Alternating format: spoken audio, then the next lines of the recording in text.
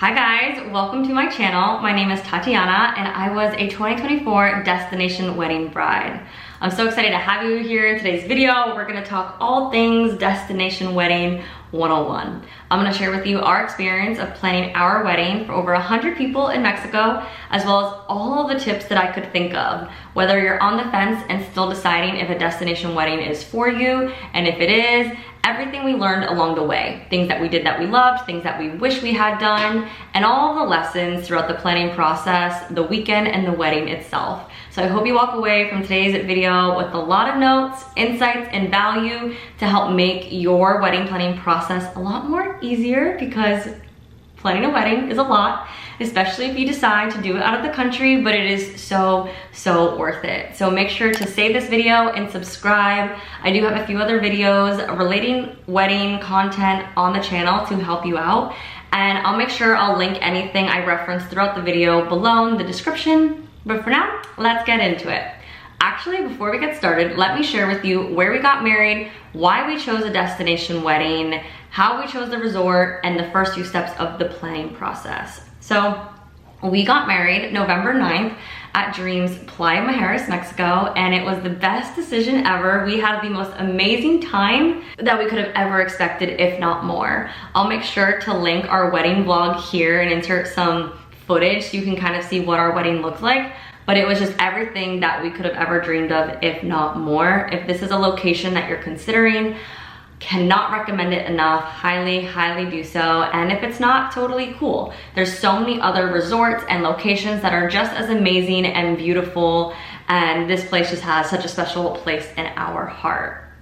So why we chose a destination wedding, maybe you're on the fence too. My husband and I kind of were going back and forth for a while, but a few reasons why we decided this. First, we love to travel, but more importantly, we're all about experience. And when we thought about the vision of our wedding, we wanted to have a experience with our loved ones, and we wanted it to feel long, like a multi-day event, because we didn't want it to feel like it was just a couple hours or a one-day thing that just flew by, especially because we live in Florida. Most of our friends and family live in Massachusetts, so we don't get to see or be with them very often. So it was very important for us to have some quality time and enjoy each other's company and really just have a full experience around it. And so at the end of the day, it was going to be destination for most of the people anyway, so we just decided, why not pack our bags, make a vacation out of it, and it was the best decision we could have ever asked for. Our guests loved it, and it was the best wedding ever.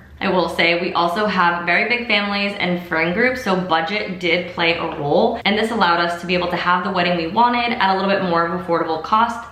Obviously, price depends on country, location, resort, number of people, decor, and add-ons, but for us it just made sense, and I would say typically it is a little bit more affordable than the US, kind of just depending on what you're going for. So how did we choose to go with Dreams Playa Mujeres? Because actually, we wanted to get married in Dominican Republic, but obviously we changed our mind.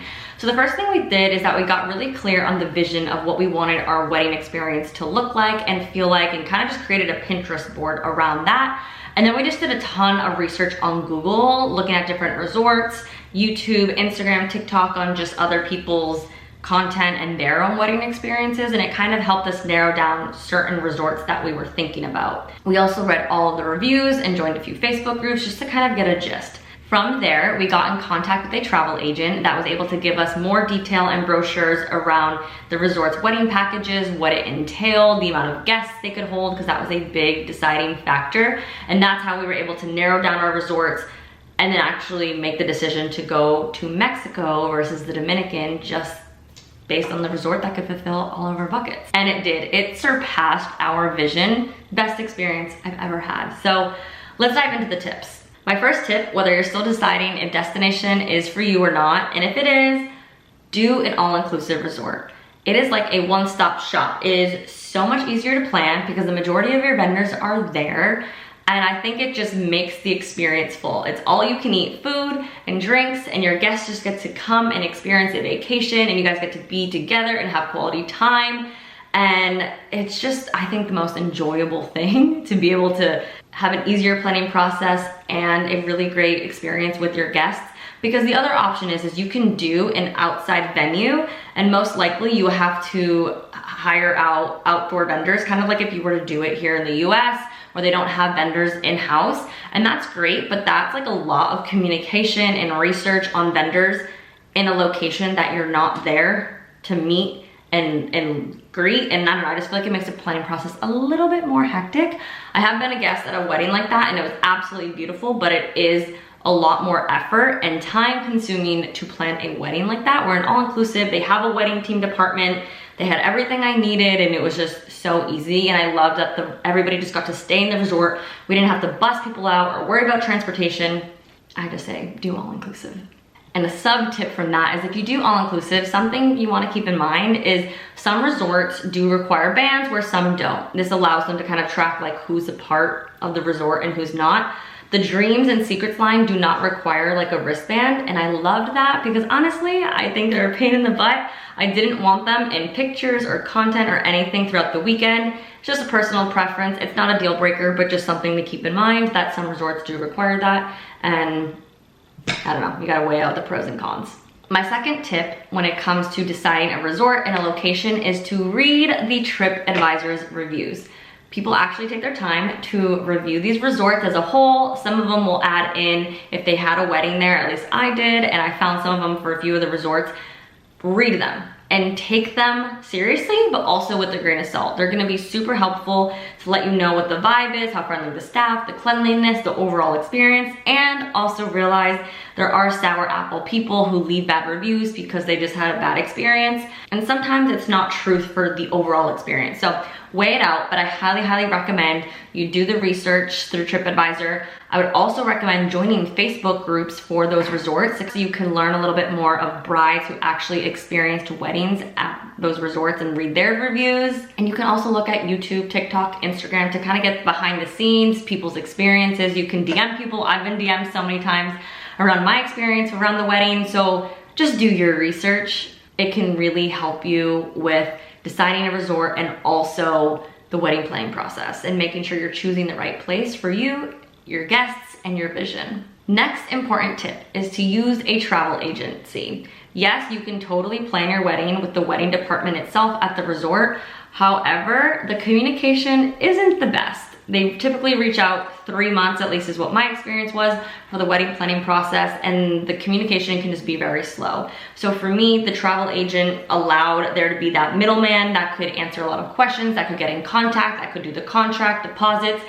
But most importantly, they were the go-to people for my guests to ask their questions and my guests to book. And it made it so much easier on me. Like I didn't have to worry or do those things. And also my guests to be able to have like professionals that this is their full-time job and that could get their questions answered immediately and booked efficiently. I believe most, if not all-inclusive resorts do provide a wedding coordinator to help you with the wedding planning process a few weeks, if not months ahead, and then for the day of, which was super helpful to have it included. It was in the budget, because if you're doing an outside venue, you're probably gonna have to hire a wedding planner, which is just gonna be more money and time. So you just gotta pick whatever your vision is. But I will say with travel agents, super grateful, super helpful, but make sure you do your research. We liked who we went with, which was Defy. We had a good experience, and we had a few hiccups that they did make up for. And I also did read other people have amazing experiences with more smaller business, mom and pop type of travel agents.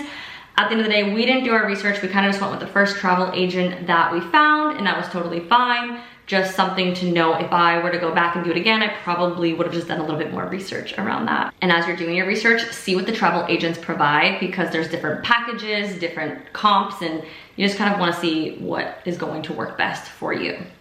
Talking about comps, my next tip is to get really clear and research your wedding comps. So what I mean by this is most resorts and travel agents will give you comps for going through them, as in every 10 rooms booked, you get a room booked free. Or they'll give you like free hair and makeup or a discount on photography. It really kind of just depends on the resort, the travel agent, and the package you choose. Either way, get really clear on what those comps are.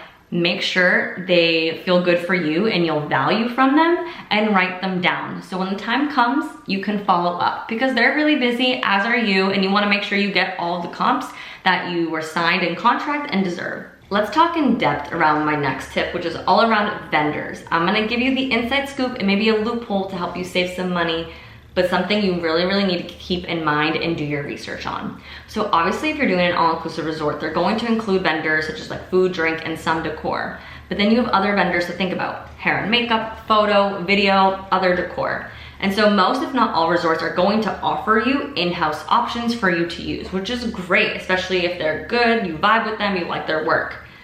And if you don't, you do have the option to hire outside vendors. So for me personally, I hired outside vendors for hair and makeup, photo, video, and some decor, like a welcome sign and sparklers and LED bands. The thing is they will charge you for these outside vendors.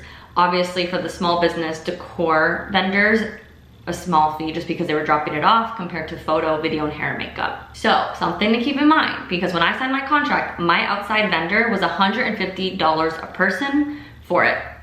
For weddings the year after mine, it increased all the way up to $600, and other resorts that I was researching was up to $1,000 a person. So you really need to check in with your budget and the in-house options if you like them or not.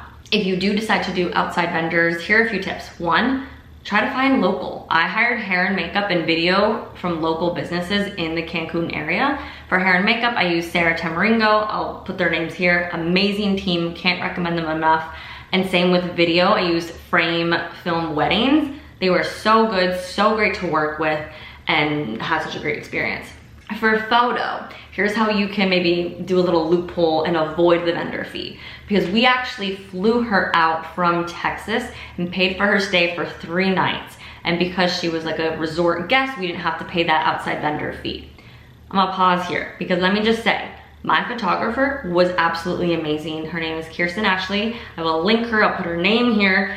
If you can hire her for your wedding, do it, do it, do it, do it, because she was so professional, so amazing. She's done destination weddings and I like can't recommend her enough. Plus like these photos, so beautiful, I love them. But anyways, so yes, we probably paid a little bit more because we paid for her stay, but most destination video or photographers that you like fly in will include it in their package. So again, it kind of just depends on where your budget is. For me, I thought it was a win-win because we got to get to know each other. She got to figure out the resort where we were gonna take our shots, which is amazing because it ended up raining on our wedding day, and so she had backup options, and she was also able to capture our entire night before welcome party, and for me, that was a plus. So you gotta weigh out the pros and cons and your budget, but that's a way to avoid vendor fees and just a few options that you have. Going deeper into my tips around vendors, especially for photo and video, at least for me, like I value that so much and I have high standards.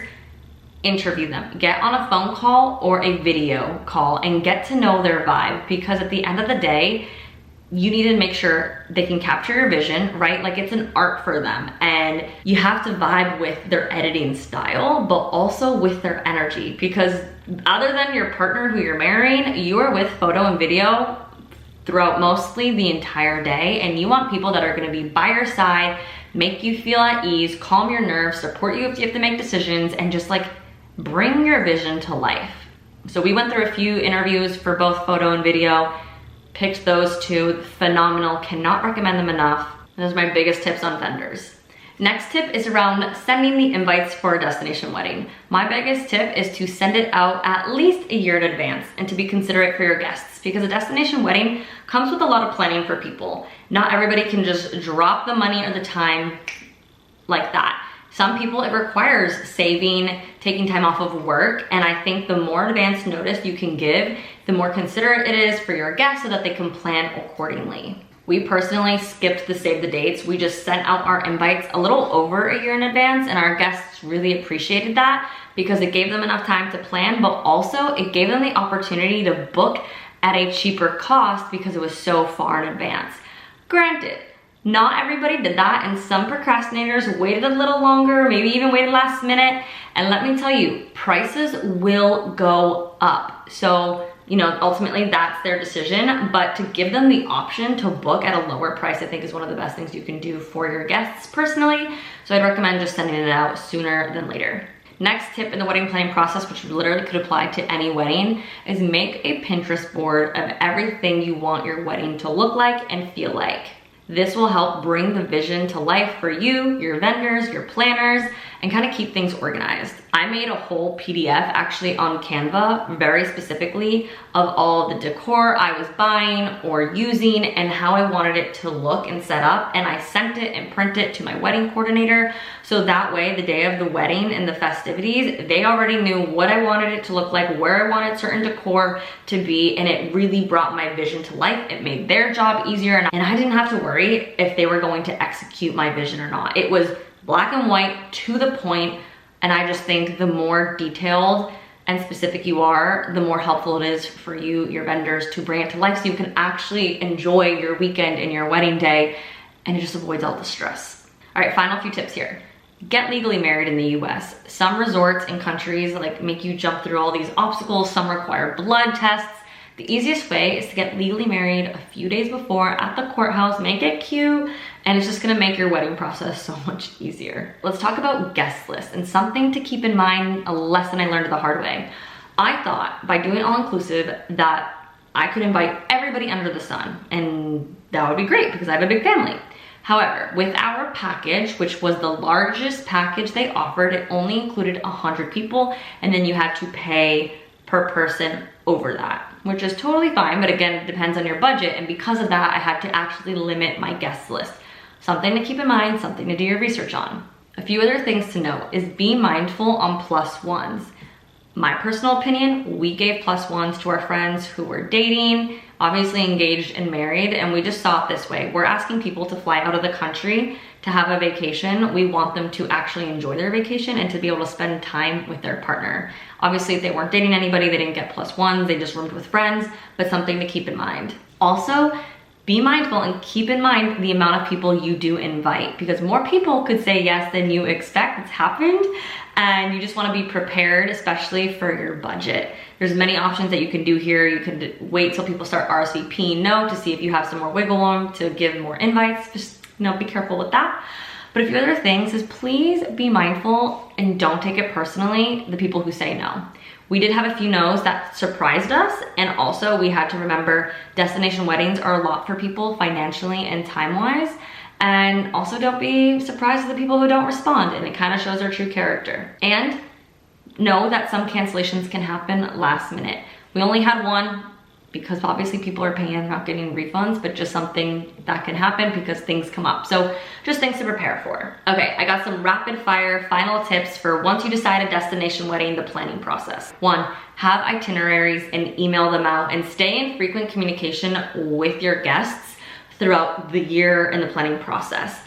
Creating these itineraries was the best thing for me to communicate to people what the festivities were gonna be, at what time, and where they needed to be. It prevented confusion and unnecessary emails or text messages to me that would cause more work for me to do, more overwhelm. Like, best thing I could have done. All the guests loved it. It allowed them to make the most of their vacation, knowing where they needed to be at what times and when they had the free time. So biggest tip. 2nd, do a welcome party if you can do it. This is something we were going back and forth on, and what we decided to do was instead of doing a rehearsal dinner with family and bridal party, we included everybody. And we just saw it like this. These people just flew out to Mexico for us. And again, we wanted it to feel like a multi-day experience. And obviously we were spending most of our days with people by the pool just because everybody like vibed and wanted to be with each other. But the welcome party was so beautiful and intimate. We were able to give some of our speeches there, and it allowed our guests to connect with others on a deeper level, which then allowed for our wedding to be way more, I don't know, like inclusive, like one big family, because everybody knew each other already. So I don't know, just something to consider if it is in your budget. You're gonna thank me for this one. Once you decide on your resort, join the Facebook group to it. We had like a Dreams Playa Mujeres brides group, and it saved me. It gave me so many tips and lessons, and people wrote reviews on things that they did. So highly recommend joining the Facebook groups. Next tip to help you is write a list of all the vendors you're gonna be paying tips for, get their cash and put them in separate envelopes and label them. Tape them, so that way the day of your wedding, you can either give it to your wedding planner or you can put it in your bag under your table, and at the end of the night, you can hand it out. It's easy. You don't have to think about it, you don't have to stress about it, and everybody gets paid for the work that they did. Based on the country you're going to, be prepared for customs. Mostly when you're bringing things in like decorations or gifts, you get tax on that if you get stopped at the airport.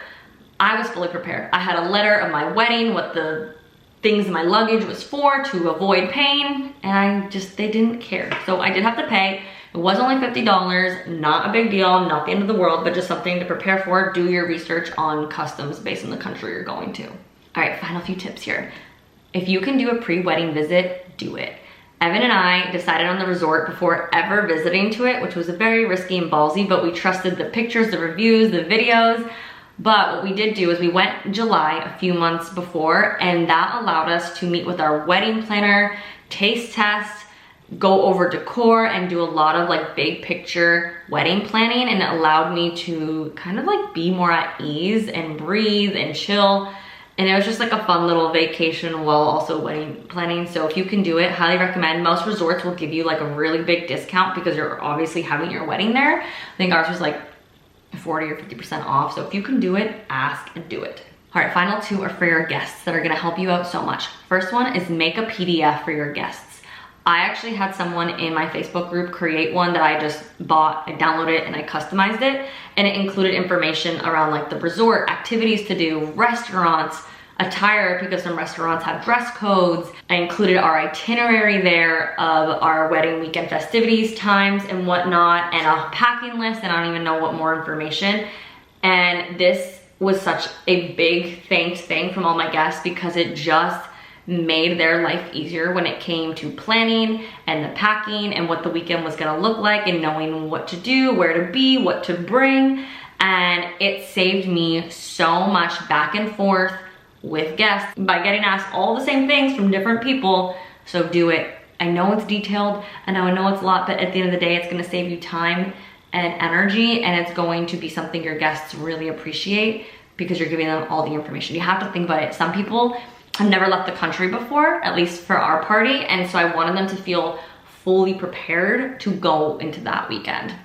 And finally, create a group chat the week before your wedding to communicate and give updates to your guests.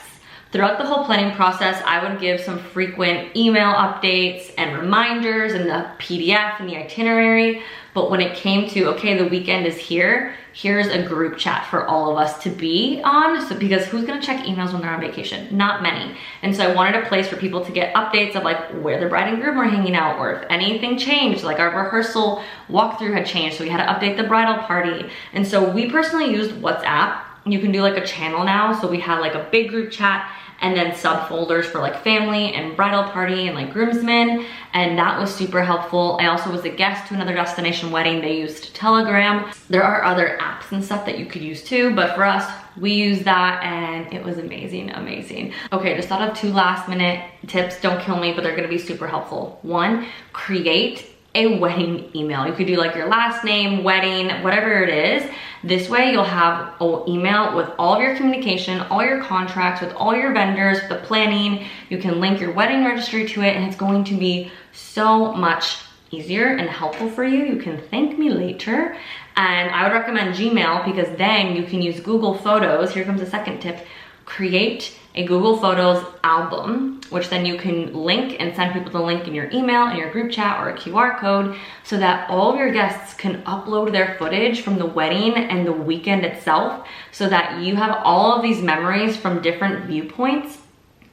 Biggest tip that I could ever give you. It was so great to wake up the next morning and to see what other people saw, our ceremony, our reception, like the things that we were doing throughout the weekend. It was the best thing ever. Everybody had access to it and could upload it and see everything that was there. So highly recommend all of that. So that wraps up all of my tips. I hope you took a lot of notes. I hope it was really, really helpful and that it makes your wedding planning process that much easier. If you have any questions or comments or anything I may have missed, put them below because I would love just to support you and your wedding planning process whenever you're watching this. Make sure to watch some of the other videos on my channel. I have a video on gifts that we gave our family and bridal party, some decor that we did, as well as we vlogged our wedding weekend, wedding day, and our mini moon. And make sure to subscribe, join my YouTube family. I'm so glad that you're here. I appreciate you watching this video fully, and I wish you the best of luck with your wedding planning process whenever you are watching this in the future. Thank you so much for being here, and I hope you have the best day. I'll see you in the next one. Bye.